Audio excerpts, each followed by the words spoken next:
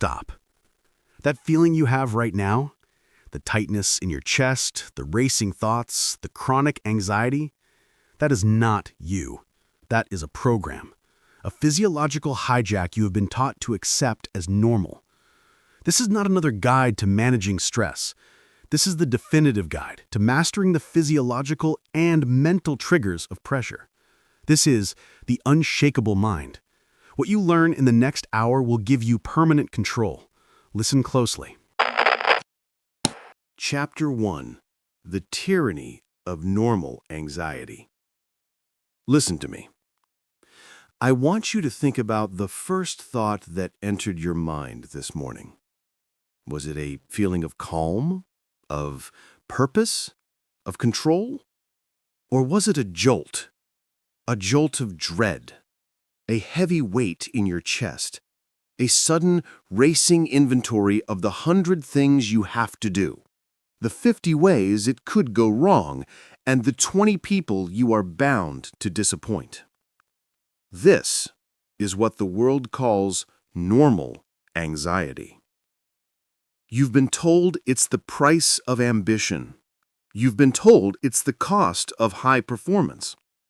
You've been told that to be successful, you must also be stressed. I am here to tell you that this is the single greatest lie you have ever been sold. Your normal anxiety is not normal. It is not required. And it is not a sign of high performance. It is a sign of a high-performance failure. It is a program running in the background of your mind, a program you never consented to. It is a tyrant. And today, you begin the process of overthrowing it. This entire book is about one truth, that your mental state is a decision, not a condition. And the first step in this journey is to understand and reject the tyranny of your normal stress. You must internalize this. You must burn it into your mind. Stress is a habit. Calm is a choice. Let's be clear. What you are experiencing is not normal. It is a conditioned response. It is a habit you have learned, practiced, and perfected day after day, week after week, year after year. You learned it when you watched your parents panic about money. You learned it when you were taught that a B was a failure. You learned it in your first job, where you watched everyone around you participate in the corporate theater of stressed-out importance. You learned to perform anxiety, to show that you were busy, to show that you cared. And now, you can't turn it off. The program is running you. That tightness in your shoulders, that's the program. That shallow breathing you don't even notice, that's the program. That instinctive yes you say to every demand, followed by that wave of silent resentment and panic, that is the program. You have been domesticated by your own anxiety. You have built a cage and you are willingly sitting inside it, believing it is the entire world. This is not strength. It is a failure of discipline. But this ends. It ends now. Because you have a choice. You always had a choice. You were just never taught how to make it. This is the key. Stress is a habit. Calm is a choice. Let's look at two people operating under extreme pressure. The first is a CEO. Let's call him Mark. Mark just lost his biggest client. The quarter's numbers are going to be a disaster. His board is furious. How does Mark react? He slams his fist on the desk, he paces his office, his face is red, his heart is hammering against his ribs. He yells at his assistant, he catastrophizes. "This is a nightmare! We're finished! This is unacceptable!" Mark believes this panic is productive. He believes it shows his team that he cares. He believes this physiological hijacking is an inevitable part of his high-stakes job. He is wrong. Mark is not in control. He is a victim. His panic serves no one. It does not solve the problem, it does not find a new client, it does not calm his board. All it does is prove that his circumstances control him. Mark is a slave to the normal anxiety program. Now, let's look at a second person, a cardiovascular surgeon. Let's call her Dr. Evans. Dr. Evans is in the middle of a 12-hour open heart surgery. Suddenly, an alarm sounds. The patient has thrown a clot. An artery has ruptured. The monitors are screaming, "This is not a quarterly report. This is not a lost client. This is life and death." In this moment, what does Dr. Evans do? Does she panic? Does she slam her tools down? Does she catastrophize? No. She does the opposite. Her heart rate, which was steady, remains steady. Her focus narrows. Her breathing becomes more deliberate. She does not hear the panic of the alarms. She only hears the information. Her voice is clear, firm, and authoritative. Suture, clamp, suction, vitals. She is not fighting the pressure, she is channeling it. The pressure is a signal for her to become more focused, more deliberate, more in command. Her calm is not an accident. It is trained. It is a non-negotiable requirement of her identity. Now you tell me, who has the high-pressure job? The CEO is reacting to a non-lethal threat, money, reputation, with a life-or-death physiological panic. The surgeon is responding to a literal life-or-death threat with absolute, disciplined calm. The surgeon proves the truth. Stress is a habit. Calm is a choice.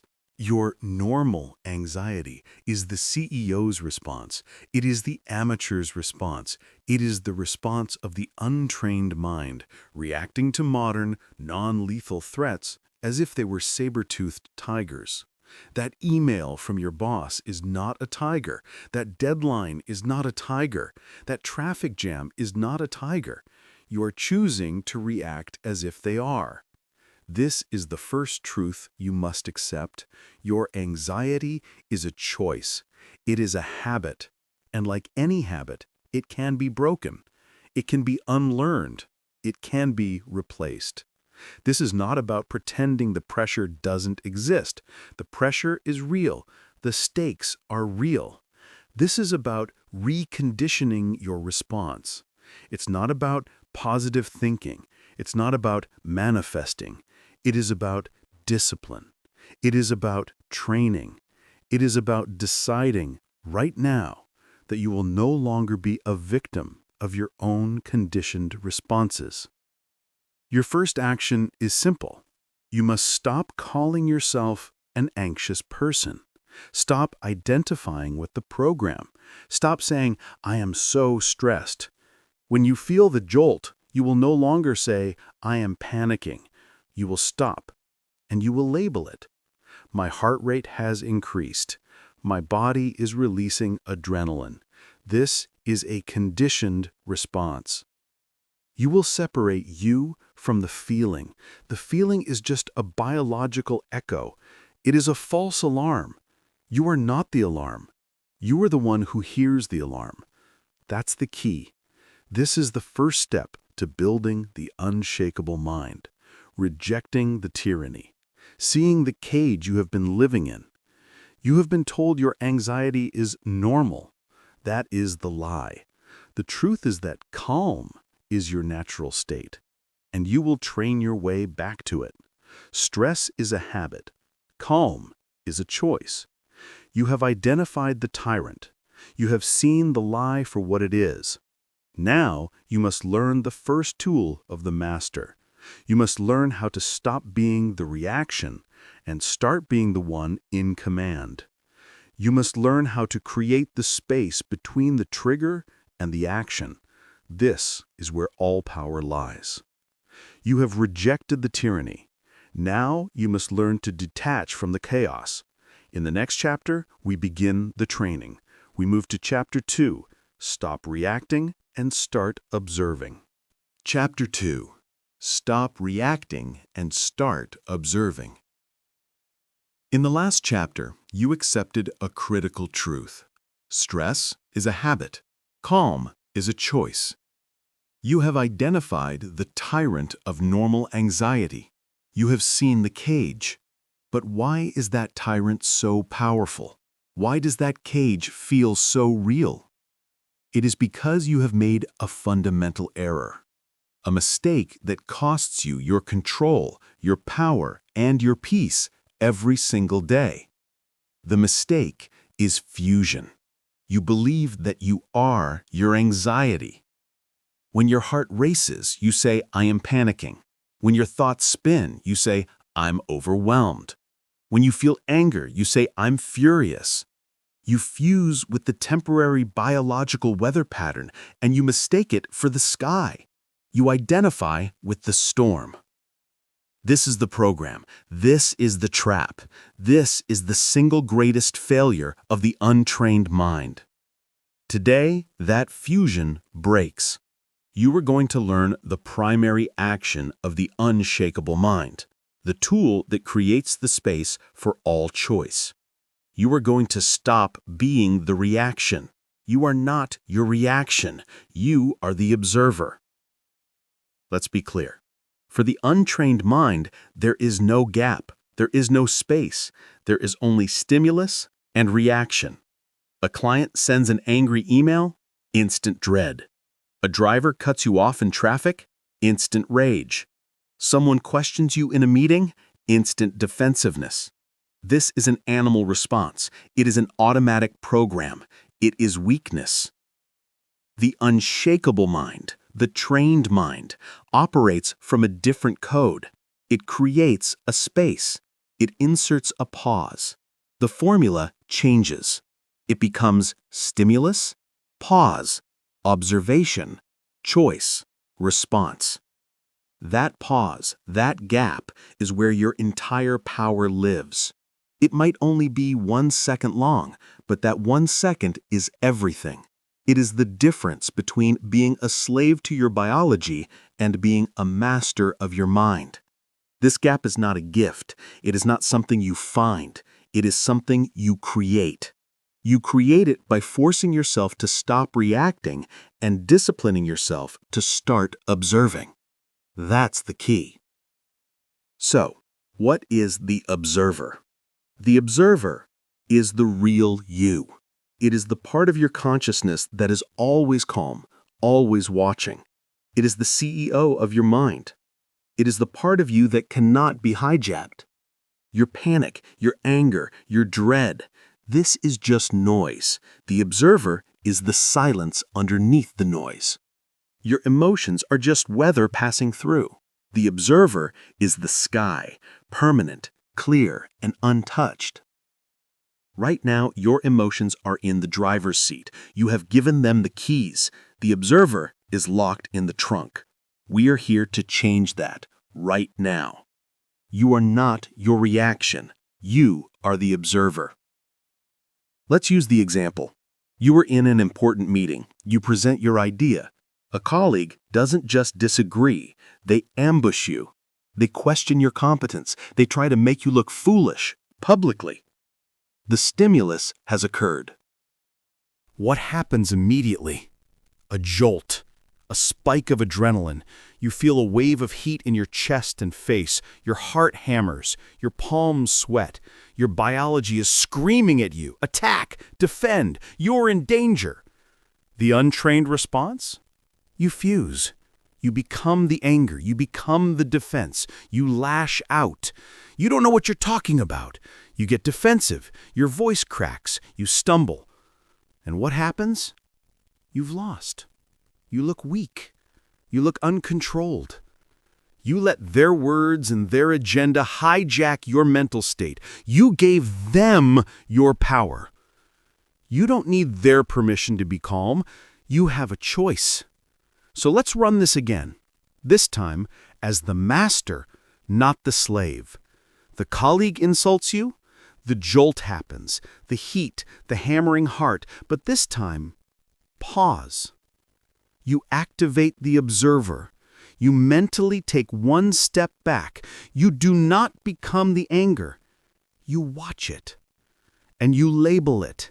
Silently, inside your own mind, the observer speaks. Interesting. My heart rate has just increased. I feel a sensation of heat in my face.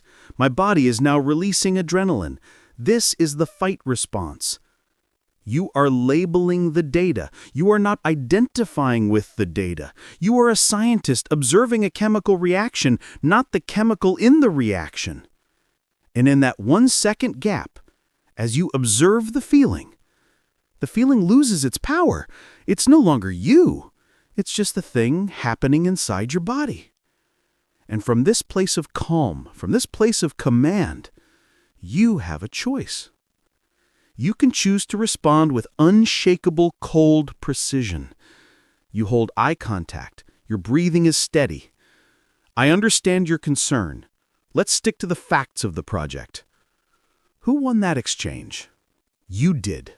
You held the frame. You demonstrated power. You proved that nothing they do can ever touch you. That is discipline. You are not your reaction. You are the observer. This is your new practice. This is your non-negotiable. This is not a nice idea. This is a combat technique for your mind. From this moment on, when you feel the hijack, the panic, the rage, the fear, you will stop. You will activate the observer, and you will narrate the physiology. You will stop saying, "I am so anxious," and you will start saying, "I am observing the sensation of anxiety." You will stop saying, "I am overwhelmed," and you will start saying, "I am observing a high volume of thoughts."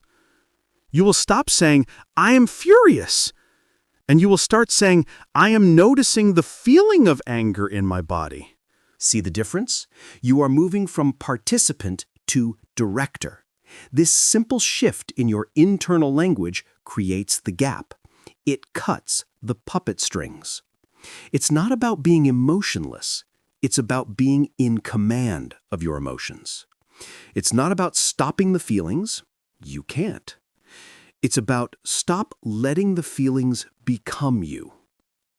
This is most crucial when the trigger is internal. 3 a.m, you wake up with a jolt. The what-if monster arrives. What if I fail the presentation?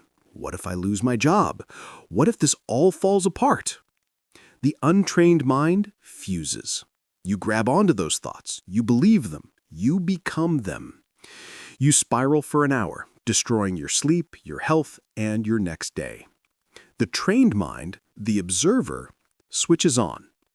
Interesting. A what-if thought has appeared. My mind is generating catastrophic scenarios. This is the anxiety program running. You observe the thought.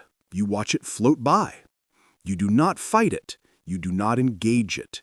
You do not believe it. You simply watch it. And because you give it no fuel, the thought has no power. It floats away. You return your focus to your breath. You return to your calm. You are not your reaction. You are the observer.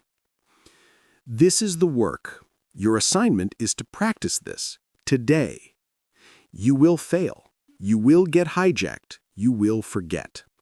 And when you realize it, 10 seconds later, 10 minutes later, you will not judge yourself. You will not quit.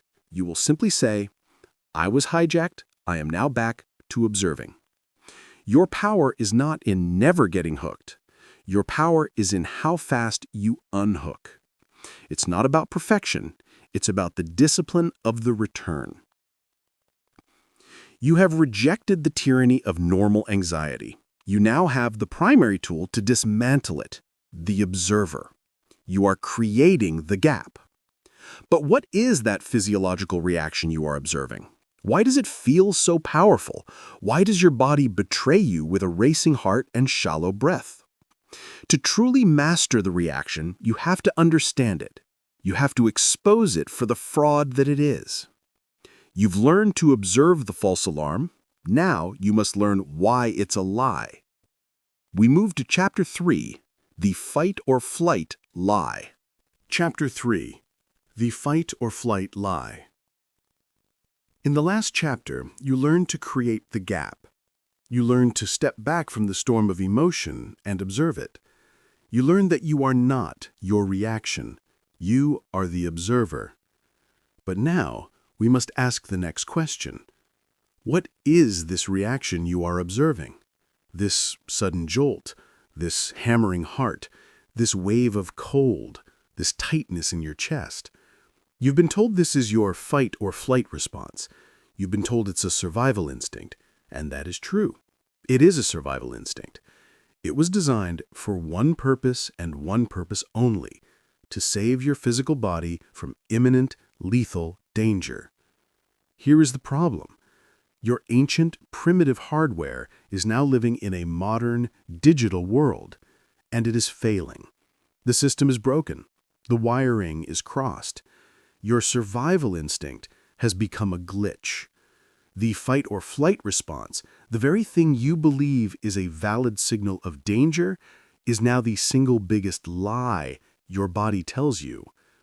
It is a false alarm, firing all day, every day, and you have been obeying it. You have been believing it. This ends now. Your new directive is simple. Your body is lying to you. Do not listen. Let's be clear. Let's be precise. This system has a name, the sympathetic nervous system. When your brain perceives a threat, it hits a panic button. It floods your system with chemicals, adrenaline and cortisol. These are not stress chemicals. They are action chemicals. Adrenaline spikes your heart rate to pump blood to your limbs so you can run or fight. Cortisol dumps sugar into your bloodstream for instant fuel. Your pupils dilate to see the threat. Your digestion stops. This is no time to process lunch, it's time to survive. Your hands get cold as blood rushes from your extremities to your major muscles. This is a beautiful, perfect system if you are a caveman and a saber-toothed tiger just walked into your cave. The threat is lethal. The response is physical. The system works. Now, let's look at your day. You are sitting at your desk. You are safe. You are warm. You are not in lethal danger. An email notification pops up. The subject line is from your boss, and it just says, "We need to talk." What happens? Jolt. Your heart hammers. Your palms get sweaty. You feel a pit in your stomach as your digestion stops. Your breathing becomes shallow and high in your chest. Your body is screaming, "Danger! Danger! Survive!" It has just activated the exact same biological cascade for an email. This is the lie. Your body is preparing you to physically fight or run away from a digital message. Think about the absurdity of this. Are you going to run out of the office? Are you going to physically attack your computer? No. The threat is cognitive. The threat is social. But the response is primitive. The response is wrong. It is a mismatch. Your body is lying to you. Do not listen. You are not a victim of this. You are an operator. You have a choice. You can continue to believe this false alarm. You can fuse with the panic just like you did before and let that biological lie dictate your entire mental state. Or you can call it out. You can recognize the feeling of panic as a glitch. This is the key. The feeling itself is not the enemy. Your belief in the feeling is the enemy. Let's run another example. The performance review. You walk into the conference room. Your boss is there. Your manager is there. The door clicks shut. The tiger is in the room. Your body screams at you. This is a trap. They are going to attack you. Get out. Defend. You feel the adrenaline, the cold hands, the racing pulse. The untrained person believes this lie. They become defensive, they get flustered, their voice cracks, they interrupt, they agree to things they don't mean, they are hijacked, they are operating from a place of terror. The trained mind, your mind, does not. You walk in, the door clicks shut, you feel the jolt, you feel the adrenaline, and your inner observer, chapter 2, activates and says, there it is. The fight or flight response. My body is releasing adrenaline. It believes I am in physical danger. And then you execute your new command. You discredit it. This is a false alarm. There is no tiger. This feeling is a lie. You do not need this panic. You do not need this survival response. What you need is your brain. You need your prefrontal cortex. You need your logic. You need your calm.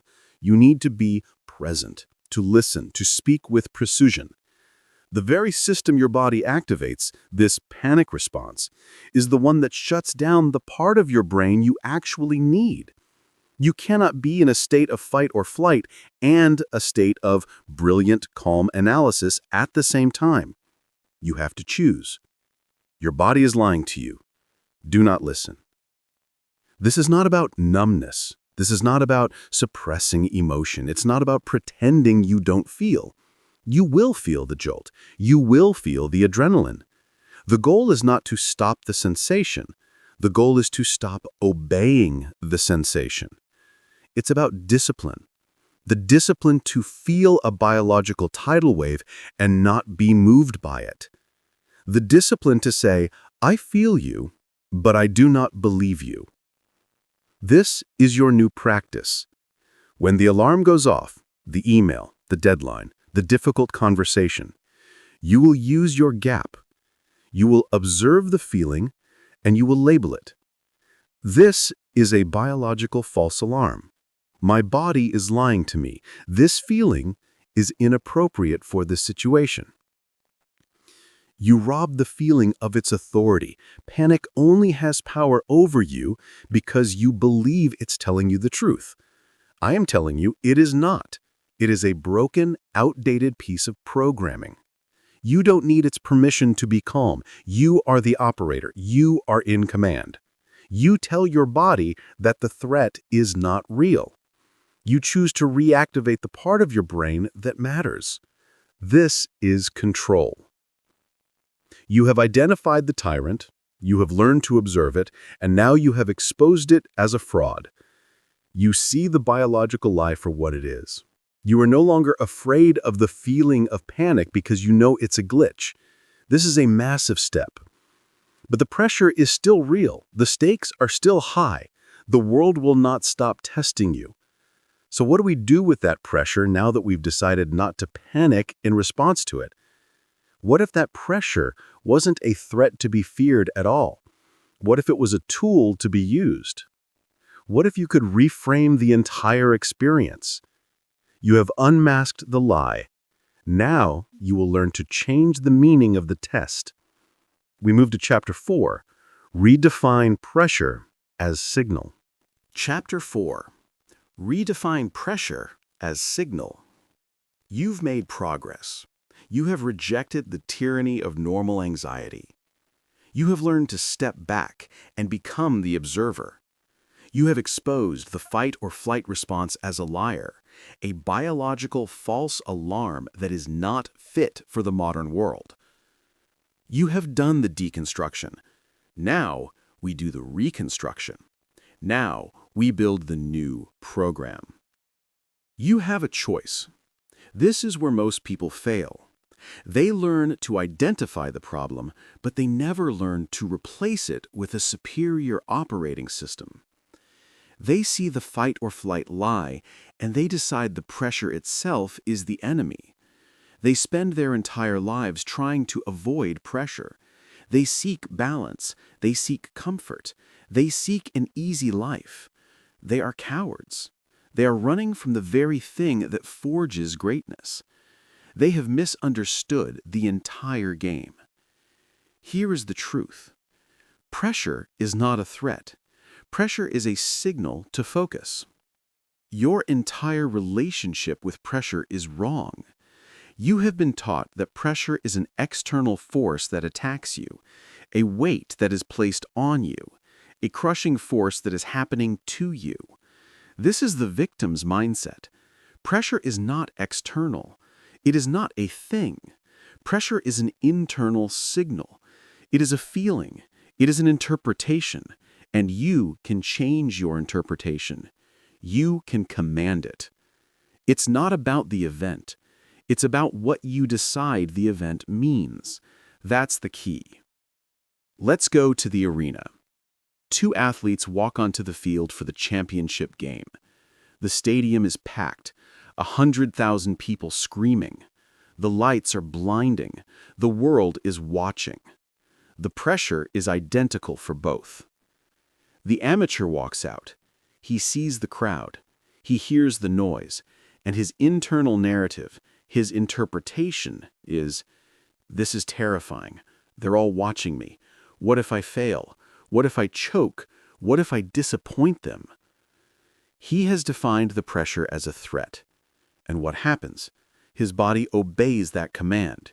It activates the fight or flight lie, the false alarm. His muscles get tight, his vision narrows, his hands shake, his breathing becomes shallow. He has been hijacked, and he will choke. He has been beaten not by the opponent, but by his own interpretation of the moment. Now, the professional walks onto the same field. He sees the same 100,000 people. He hears the same noise. He sees the same lights. But his interpretation is different. His internal narrative is, this is it. This is what I trained for. This is the moment. Listen to that energy.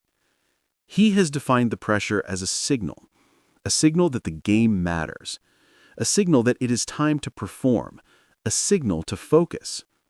What does his body do? The exact same thing. The adrenaline jolt happens. The heart hammers. The senses heighten. But because he has reframed the meaning, he does not call this fear. He calls it energy. He calls it readiness. He calls it game day. That adrenaline is not a threat to his performance. It is fuel for his performance. He uses that energy to become faster, stronger, and more focused than he ever could be in a calm state. Pressure is not a threat. Pressure is a signal to focus. Do you see the difference? The feeling was the same. The biological event was identical. The interpretation was everything. One man was a victim of the feeling. The other was a master of it. It's not about being a calm person who feels no pressure. That is a fantasy. That is death. It's about being the person who redefines what the pressure means. It's not about being pressure-proof. It's about being pressure-driven. This is your new assignment. You must recode your mind. You must perform this cognitive shift deliberately, forcefully, and repetitively. Here is the action. The next time you feel that jolt, the pressure, the big presentation, the difficult deadline, the massive project, the fight or flight lie, Chapter 3, will fire. You will feel the adrenaline. Your observer, Chapter 2, will notice it. And now you will apply this new command. You will stop. And you will say internally with absolute authority, this is not stress. This is not fear. This is energy. This is my body giving me the fuel I need to perform. This feeling is a signal to focus now. You have to tell your body what the signal means. You don't need its permission. You are the master. It is the tool. If you do not give the feeling a name, it will default to the old program, panic. You must overwrite the old program. This is not a nice thought. This is a command. This is you, the operator, programming the machine. Pressure is not a threat. Pressure is a signal to focus. Stop avoiding pressure. Stop fearing it. You should be seeking it. Pressure is a privilege. It means you are in the arena. It means you are doing something that matters. The only people who feel no pressure are the dead and the people in the stands who are watching you. The critic feels no pressure. The spectator feels no pressure. Only the performer does. So welcome it. When you feel it, smile. It's confirmation that you are on the right path. It's confirmation that the stakes are real. This is not a flaw. This is the point. It's not about comfort. It's about discipline. The discipline to reframe, the discipline to use the very energy that used to destroy you. You've done the work. You've identified the normal anxiety as a habit. You've learned to observe it. You've exposed the physiological feeling as a lie. And now you have reframed the meaning of the pressure itself. You have a new cognitive framework. You know in your mind that pressure is a signal. But there is still a problem. You can tell yourself that pressure is a signal, but your body is still screaming. Your heart is still beating out of your chest. Your breathing is still shallow. The mind knows the truth, but the body is still running the old panicked program. You cannot think your way out of a physiological flood. You cannot logic your way out of a panic. You must master the body first. Your mind has been trained. Now we must train your physiology. We must build the physical tools of command. You have reframed the mind. Now we control the machine. We move to Chapter 5. You cannot think your way out of panic. Chapter 5. You cannot think your way out of panic. You've done the mental work. You've reframed pressure as a signal. You've told yourself, this is not stress, this is energy. You are cognitively prepared. And then the moment hits. The real moment. The phone rings with the bad news. The door opens for the presentation. The insult is thrown. And instantly, your body betrays you. Your mind says, this is a signal. But your heart is trying to escape your chest. Your mind says, focus. But your lungs have forgotten how to breathe. Your mind says, I am the observer. But your hands are shaking. This is the central conflict. This is where everyone fails. They believe they can use their mind to fix their mind. I'm here to tell you, you cannot. You cannot think your way out of a physiological panic. You cannot reason with a tidal wave of adrenaline. You cannot use your logic to stop a cortisol flood. It is impossible. Why? Because the second that fight or flight lie, Chapter 3, is activated, your body shuts down your logical brain. It hijacks the blood flow. It pulls resources away from your prefrontal cortex, the thinking part, and sends it all to your primitive animal brain. Your panicked mind is not your mind. It is a compromised, terrified, and stupid version of your mind. And you are trying to ask that mind to solve the problem of its own panic.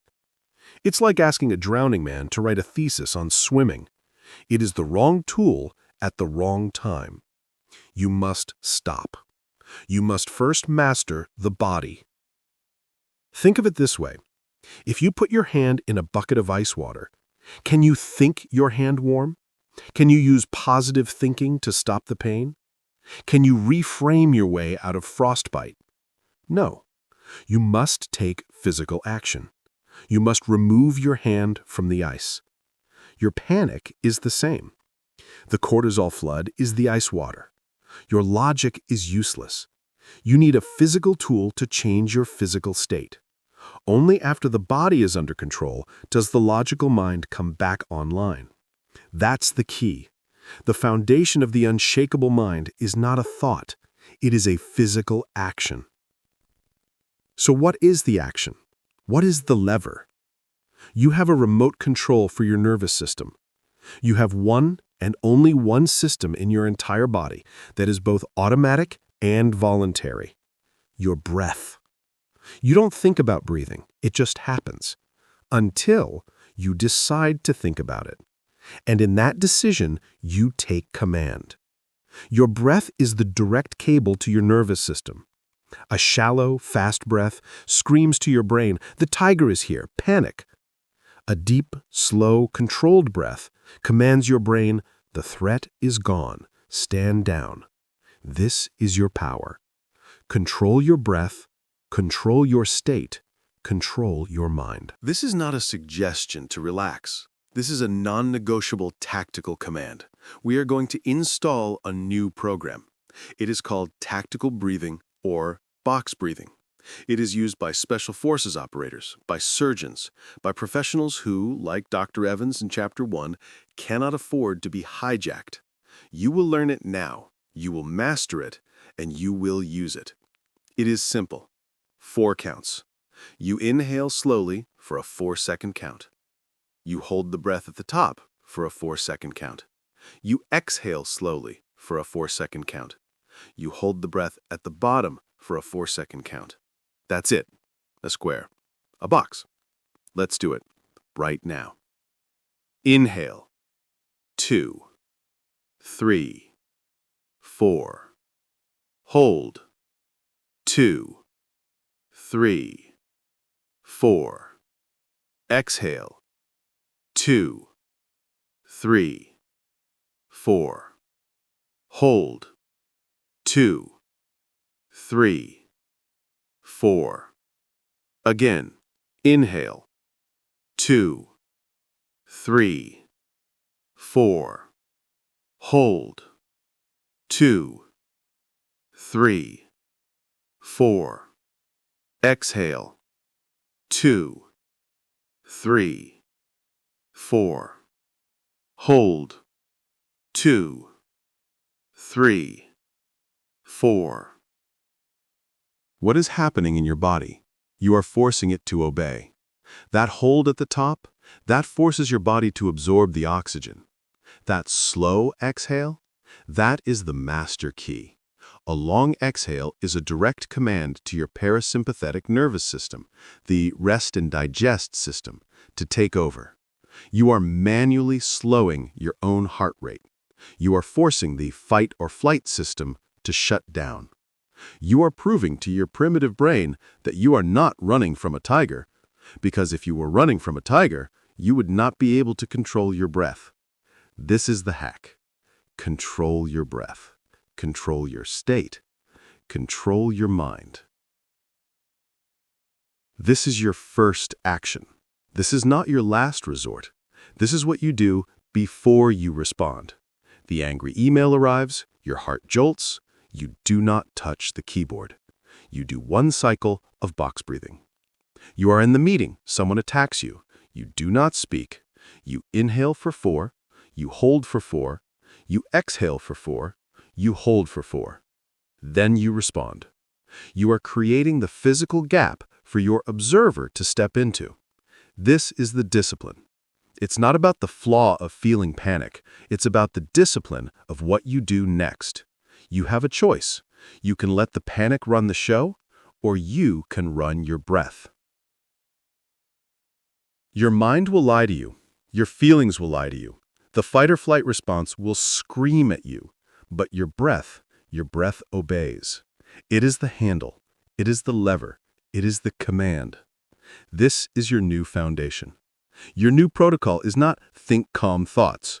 Your new protocol is, when in doubt, breathe in a box.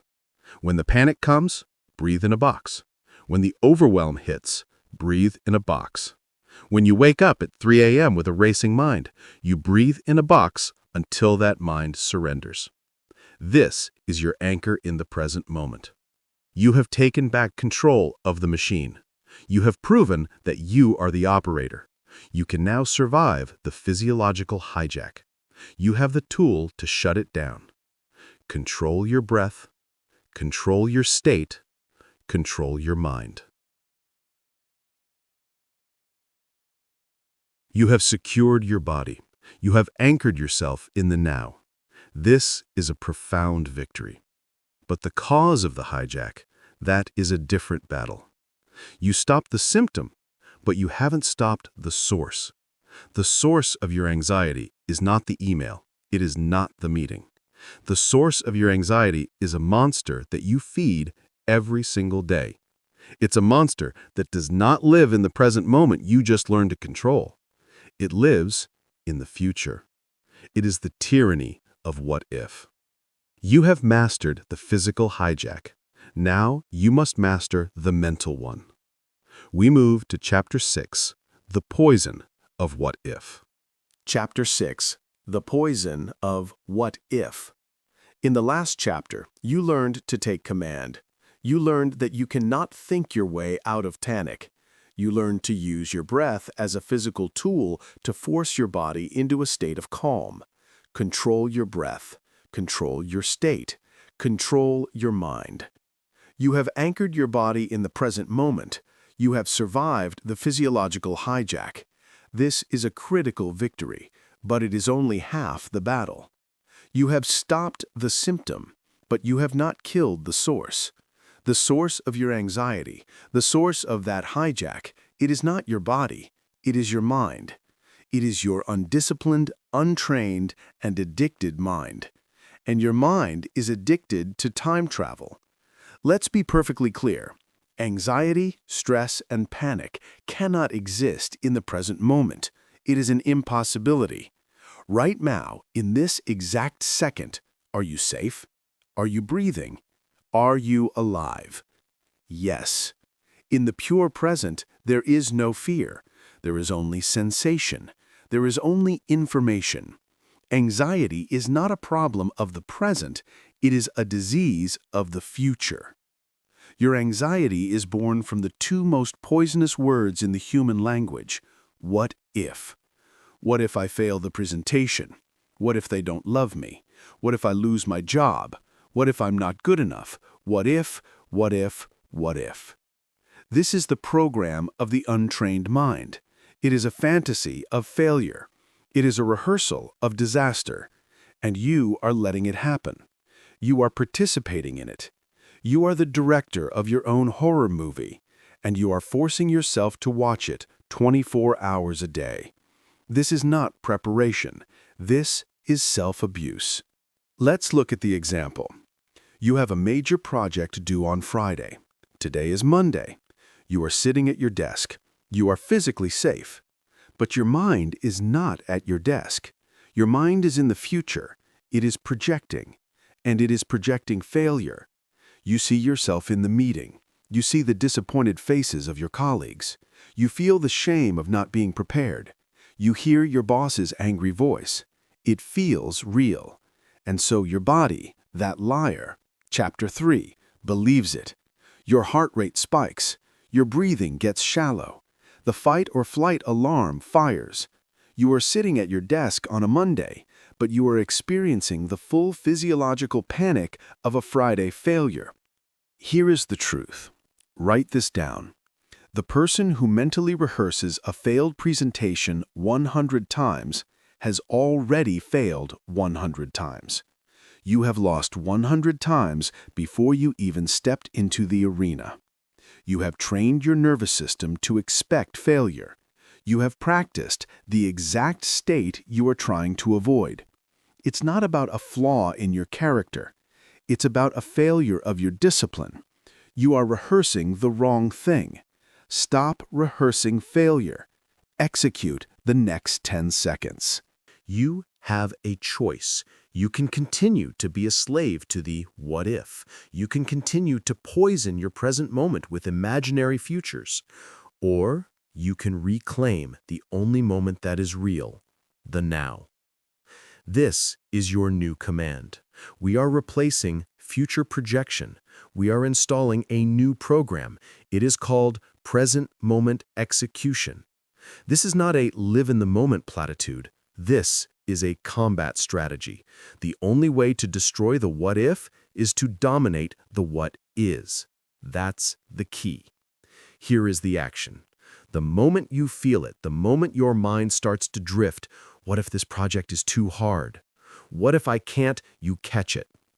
You activate the observer, Chapter 2. You label it. This is what if. This is a lie. This is future projection. Stop. And then you force your mind, you drag it back to the immediate now. You ask one question and only one question: what is the next 10 seconds of work? Your mind is not allowed to think about the entire project. It is not allowed to think about the deadline on Friday. It is not allowed to think about the result of the presentation. It is only allowed to focus on the next single physical task. What is the next 10 seconds? The task is open the document. You execute. What is the next 10 seconds? The task is write the title for the first slide. You execute. What is the next 10 seconds? The task is find the first statistic. You execute. This is the discipline. Stop rehearsing failure. Execute the next 10 seconds. You are no longer worrying about the mountain. You are focused on the next single step. And you take that step, and then you take the next step, and the next. And in doing so, without focusing on the future, you build the future. You guarantee the successful presentation on Friday by dominating the 10-second blocks on Monday. That is how the unshakable mind wins. Your mind will fight you on this. Your mind is an addict. It is addicted to the drama of what if. It loves the rush of panic. It loves to feel busy by worrying. Worrying is not working. Worrying is a form of laziness. It is the illusion of control without the discipline of action. You do not need permission to be present. You must command it. The future is a ghost. You cannot touch it. The past is a memory. You cannot change it. The only place your power exists, the only place you can act, the only place you can win, is in the immediate now. Your body is now anchored here, thanks to your breath. Your mind must be anchored here, thanks to your focus. The work is done now. The victory is now. You have pulled your body back. You have pulled your mind back. You have control over your internal state. You are no longer a victim of the what if. You are an executor of the what is. Stop rehearsing failure.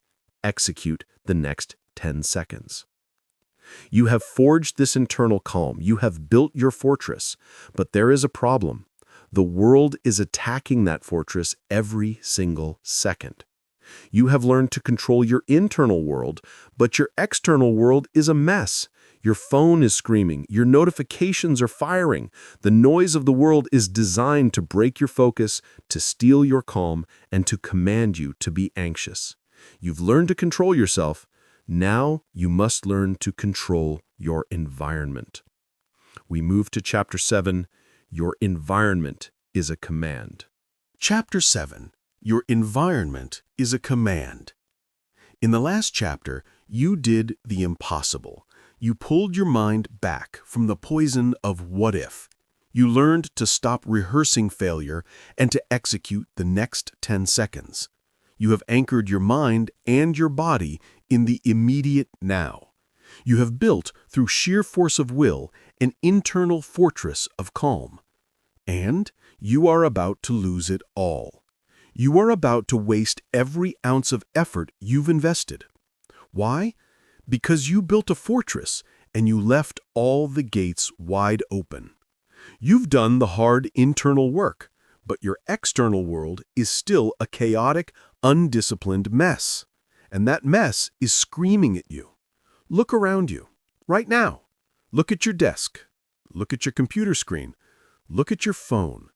The 15 open browser tabs, the 100 unread emails, the clutter on your physical desk, and the phone, that little black rectangle that owns you. Buzz, a notification. Ding, an email. Pop, a like. Buzz, ding, pop, all day, every day. You think these are harmless interruptions. You think this is just modern life. You are wrong. These are not interruptions. They are commands. They are programs. Every ding is a command for your brain to shatter its focus. Every buzz is a command for your body to react, to jolt, to produce a micro-hit of that fight or flight, Chapter 3, adrenaline. Every notification is a command for you to be anxious, to be distracted, to be weak. Your focus is your fortress. Defend it. Your environment is programming your mind every second of every day, and you have allowed your environment to become a weapon pointed directly at your own head. You are inviting the anxiety in. You are letting the world hijack the calm you just fought to create. This is not a flaw. This is a failure of discipline. Let's use the example. Let's go back to that surgeon, Dr. Evans, from Chapter 1. When she is in the operating theater, what does that environment command? It is sterile. It is silent, except for the essential information from the monitors. Every tool is in its precise location. Every person has a single, defined role. Is her phone in her pocket, buzzing with Instagram alerts? Are people tapping her on the shoulder to ask a quick question? No. The environment is ruthlessly curated for one purpose: precision. The environment commands the state. That surgical theater demands focus. It makes focus unavoidable. Now, look at your workspace. It is the opposite. It is a chaos generation machine. Your phone is buzzing, your colleagues are interrupting you, your email is screaming for attention. Your environment commands you to be in a state of low-grade panic. It commands you to be reactive, not proactive.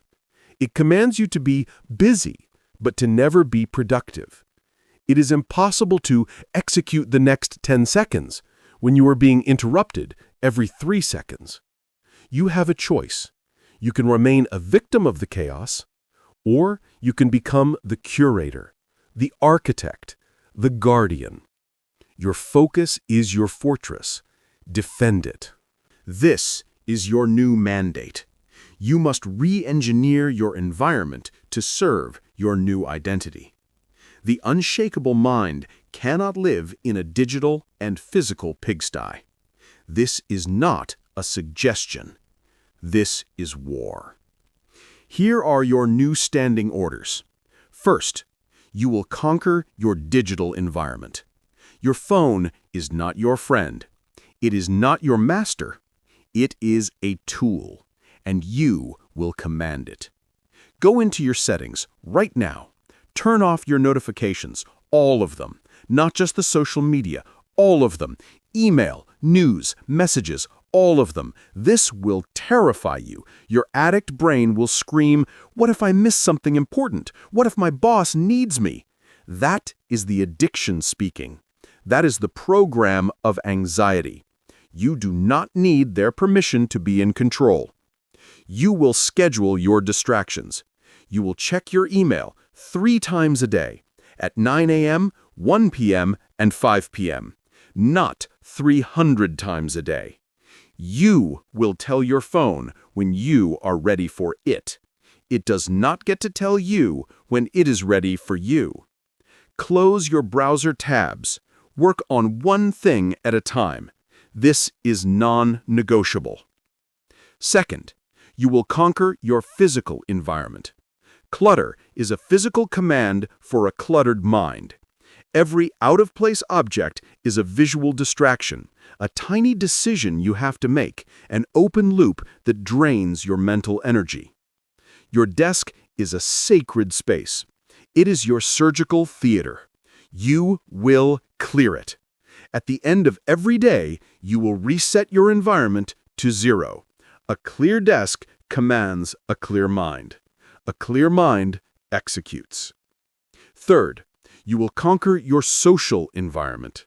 The noise of other people, the gossip, the urgent interruptions that are not urgent. This is part of your environment. A closed door is a command for respect. A pair of headphones is a shield. It is a signal to the world, I am at work. You must be ruthless in the defense of your time and your attention. You must be harder to reach. Your availability is not a virtue. It is a liability. That's the key. Your focus is your fortress. Defend it. This will be hard. The world wants you to be distracted. It wants you to be weak, anxious, and reactive. It is easier to control you, to sell to you, and to manage you when you are in a state of constant, low-grade panic. Your attention is your most valuable asset, and you have been giving it away for free to anyone who dings at you. No more. The guardian is at the gate. You have done the work.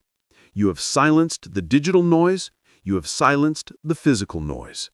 You have created a sanctuary for your mind. You have fortified your walls against the external commands.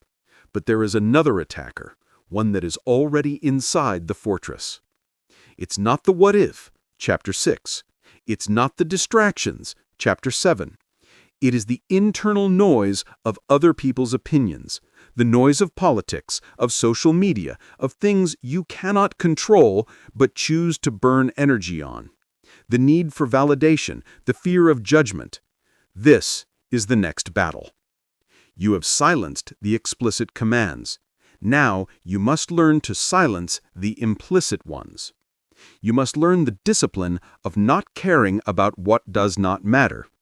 You must learn what you can and cannot control. You must learn to adopt, Chapter 8, the Indifference Protocol. Chapter 8, the Indifference Protocol. In the last chapter, you took back your power. You raised the gates. You silenced the dings, the buzzes, and the pops. You re-engineered your environment from a chaos machine into a surgical theater. You declared that your focus is your fortress, and you will defend it. You have built your walls. But you have a traitor inside the walls. You have a disease inside your fortress, an energy leak that is draining your calm, destroying your focus, and making you weak. It's not the what if, it's not the notifications, it is your addiction to caring about things you cannot control. You have been told your entire life that caring is a virtue. You must stay informed. You must have an opinion. You must be engaged. This is a lie. This is a trap designed to steal your most valuable resource, your emotional and mental energy. Your attention is your life force, and you are hemorrhaging it. You burn energy on the stock market's daily movement.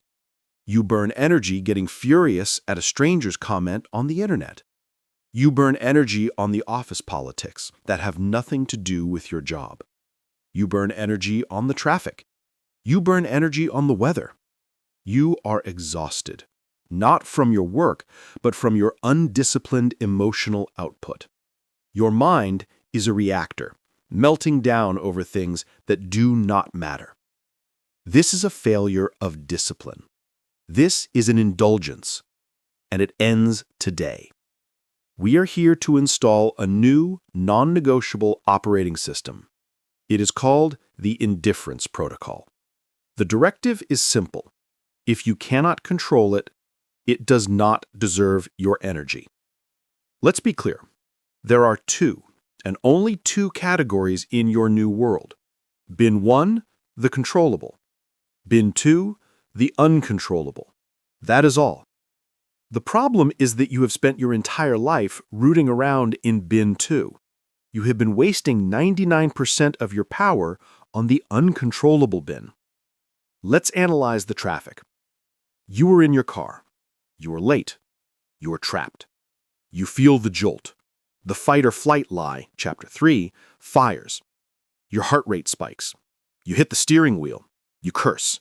You are panicked. Ask the question, can I control the red light? No. Can I control the accident 2 miles ahead? No. Can I control the actions of the other 800 drivers? No. This situation is 100% uncontrollable. Your entire emotional reaction, the anger, the panic, the cortisol flood, is useless. It does not move the traffic. It does not get you to your meeting faster. All it does is poison you. It is an indulgence in self-abuse. The unshakable mind refuses to participate.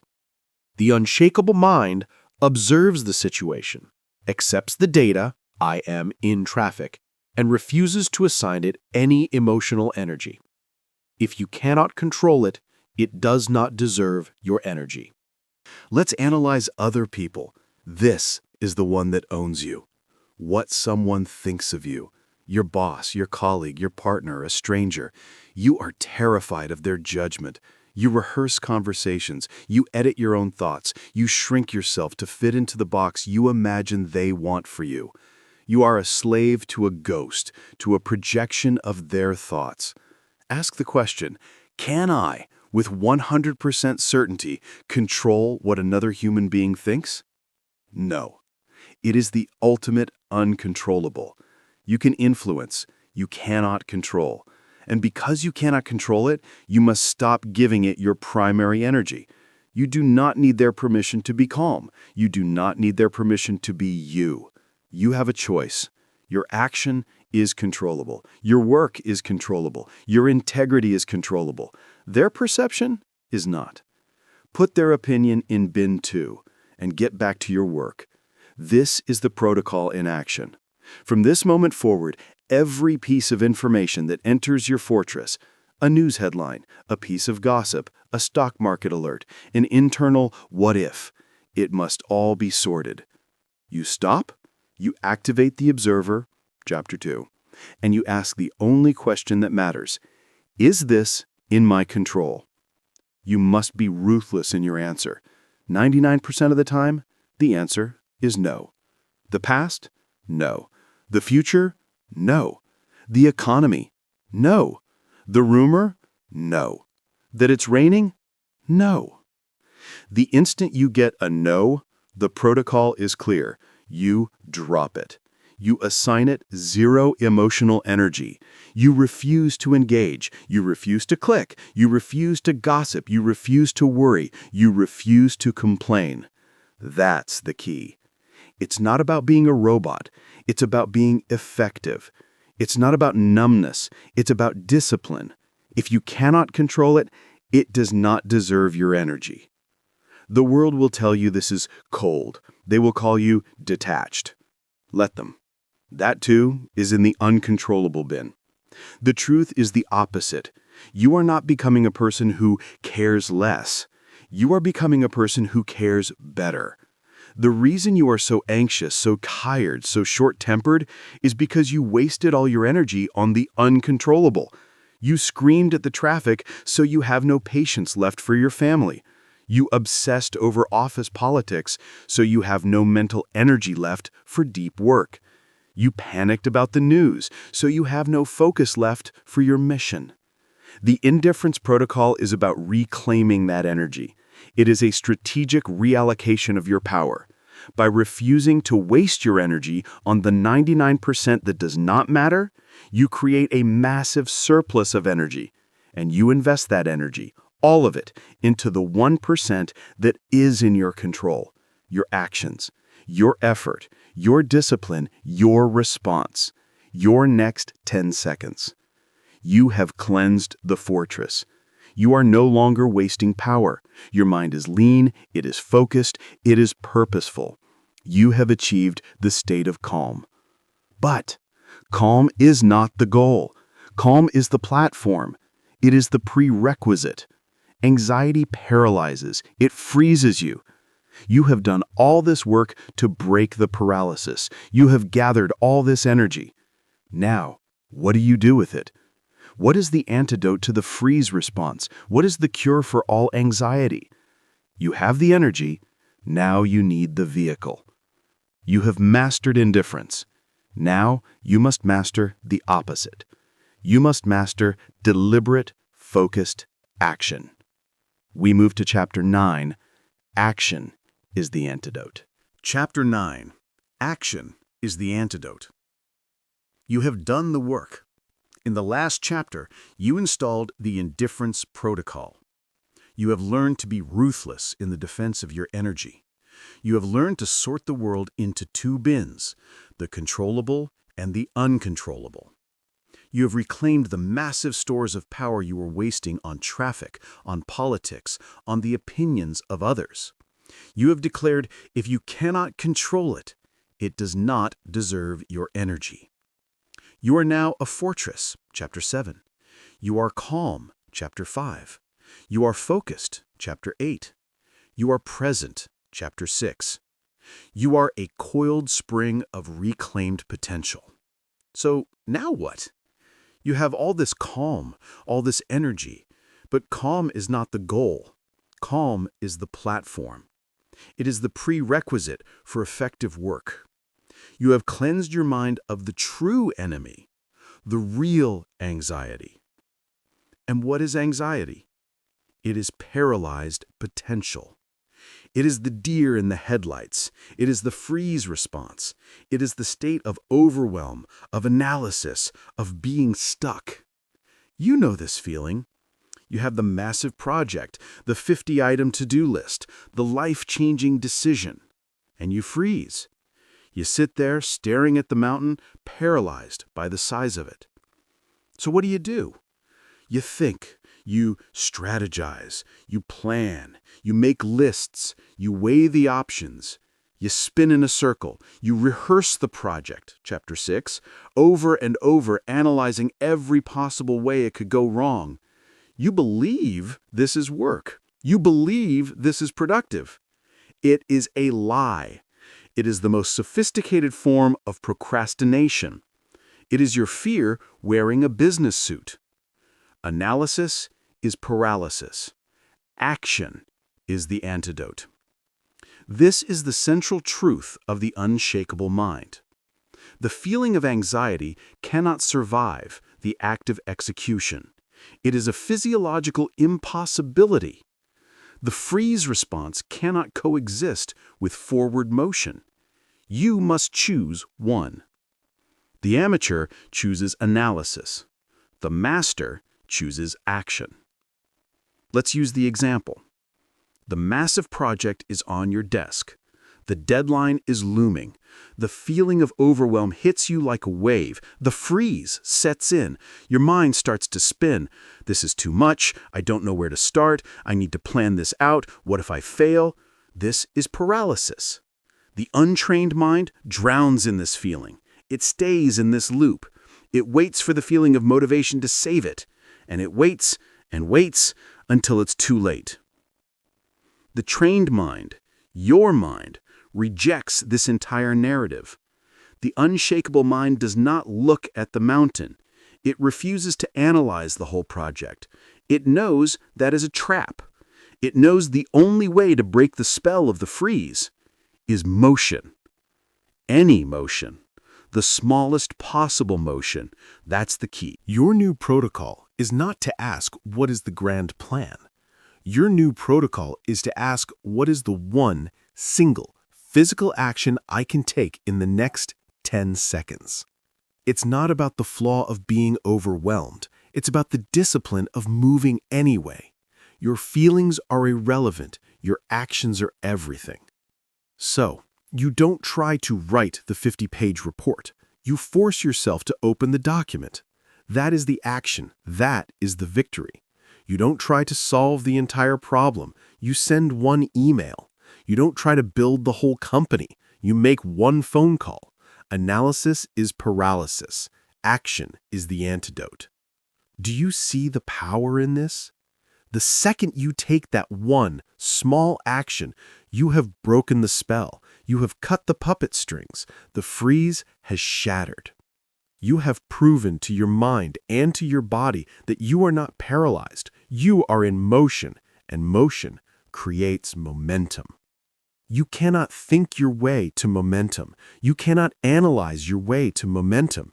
You must act your way to it. You have been waiting to feel ready. You have been waiting for motivation. This is the child's mind. This is a fantasy. The professional knows the truth. Action is not the result of motivation. Action is the cause of motivation. You act, and then you feel motivated. You move, and then the path becomes clear. You do the work, and then you feel in control. It never works the other way around. You have a choice. You can wait for your feelings to change, or you can use your actions to command your feelings. Analysis is paralysis. Action is the antidote. This is your new identity. You are not a person who waits. You are not a person who analyzes. You are an executor. You are a doer. You are the person who moves. From this day forward, the feeling of overwhelm is no longer your enemy. It is your signal. It is your cue. The moment you feel that freeze, the moment you feel your mind begin to spin, you rejoice. You say, I am analyzing again. I am paralyzed. And you immediately seek out the smallest, dumbest, most obvious first step, and you take it. You take it imperfectly. You take it messily. You take it now. That is the only cure. That is the only thing that has ever worked. You drown the ghost of what if in the physical reality of what is. And what is action. You have all the tools. You have reclaimed your energy from the uncontrollables. You have silenced the noise. You have anchored your mind in the now. You have mastered the physical hijack, and now you have the antidote to the paralysis. You are no longer a victim of the freeze. You are the master of the action. You have the complete toolkit. You have learned the techniques. You have practiced the drills. You have done the work. But a technique is something you do. An identity is something you are. The final step, the permanent step, is to stop using tools and become the master. It is time to fuse all these lessons, all this discipline into a new you. It is time to stop chasing the unshakable mind and become it. We move to the final chapter, Chapter 10, Forging the Unshakable Identity. Chapter 10, Forging the Unshakable Identity. We are at the end. You have done the work. You have journeyed through every stage of this forge. You learn to reject the tyranny of normal anxiety, Chapter 1. You learn to step back and become the observer, Chapter 2. You learn to expose the fight or flight lie, Chapter 3. You learn to redefine pressure as signal, Chapter 4. You learn to control your breath because you cannot think your way out of panic, Chapter 5. You learn to stop rehearsing failure and execute the now, Chapter 6. You learn to defend your fortress, Chapter 7. You learn the indifference protocol, Chapter 8. And you learn that action is the antidote, Chapter 9. You have collected all the tools, you have all the techniques, and this is precisely why you are still in danger. Because you have one final critical flaw. You still see these as tools. You still see these as techniques. You see this book as a repair kit, a set of instructions to use after you have already broken. You still, in your heart, identify as the stressed person. You are the anxious person trying to be calm. You are the overwhelmed person trying to get organized. You are the procrastinator trying to take action. You are acting, you are performing, you are faking it. And the second real catastrophic pressure hits, the act will fail, the mask will drop, and you will default back to the panic, back to the lie, back to the person you were before. Why? Because you believe that is the real you. This is the final and most important lesson. Calm is not a technique you use. It is an identity you assume. This is not about doing. This is about being. This is not about practice. This is about integration. The only way to make this permanent is to change who you are. It's not about the flaw of your old self. It's about the discipline of forging a new one. You must stop being the stressed person. You must become the calm person. It's a subtle shift in language, and it is everything. That's the key. You are not a person who feels stress. You are the person who masters it. Here is your new permanent practice. It is a practice of language because language defines identity. The old you, the victim, used a specific script. When pressure hit, the victim said, I am so stressed. I am panicking. I am overwhelmed. This language fused you with the feeling. You became the panic. You were the stress. This language is forbidden to you now. You will never use it again. You will replace it with the language of the master. From this moment on, when the deadline hits and your heart races, you will not say, I am so stressed. You will stop, and you will state the fact. This is a high-pressure situation, and it requires my focus. You named the situation. You defined your response. You have not become the victim. When you are in the meeting, and you are attacked, and the adrenaline floods you, you will not say, I am panicking. You will state the fact. I am observing my body's false alarm, and you will now control my breath. You have detached from the feeling and activated the tool. When you look at the massive project and your mind freezes, you will not say, I am overwhelmed. You will state the fact. My mind is attempting to analyze. I will ignore it. I will execute the next 10 seconds. Do you see the power in this? The victim describes their negative feeling. The master describes the situation and states their action. This is not faking it. This is forging. This is you deliberately commanding your own identity. This is you rewiring your brain in real time with the language of control. You have a choice. You can be the feeling, or you can be the master of the feeling. You are not a person who feels stress. You are the person who masters it.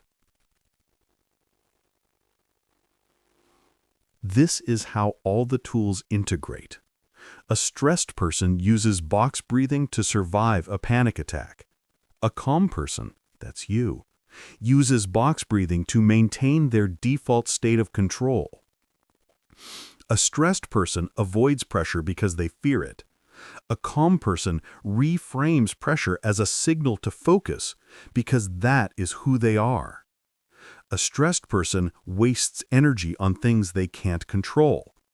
A calm person instinctively runs the indifference protocol because their energy is too valuable to waste. This is the final evolution. It's not that you don't feel, it's that you are no longer defined by your feelings. Your feelings are weather. You are the sky.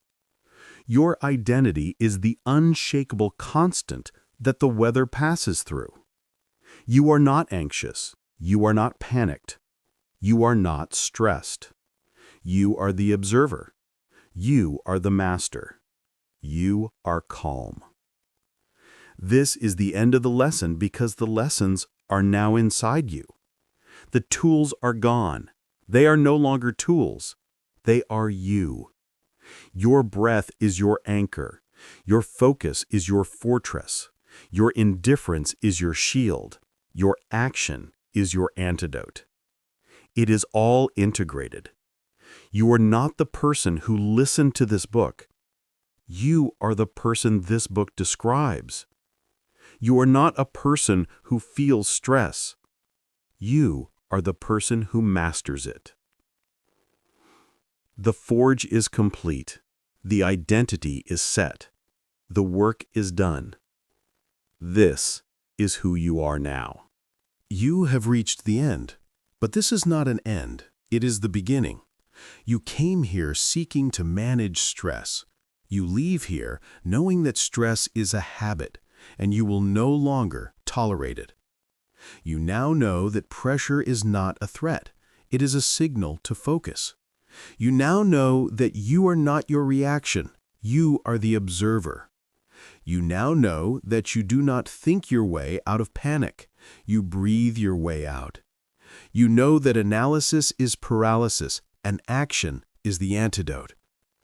This knowledge is useless if it remains knowledge. It must become identity. The unshakable mind is not born, it is forged. It is forged in the boardrooms, in the difficult conversations, in the traffic jam, and in the moments you want to default to your old programming. Your challenge is this: do not just listen to this book, live it. The next time the pressure hits, and it will hit, do not ask, "What should I do?" Know what to do. Control your breath, control your state, control your mind. Go, and be unshakable.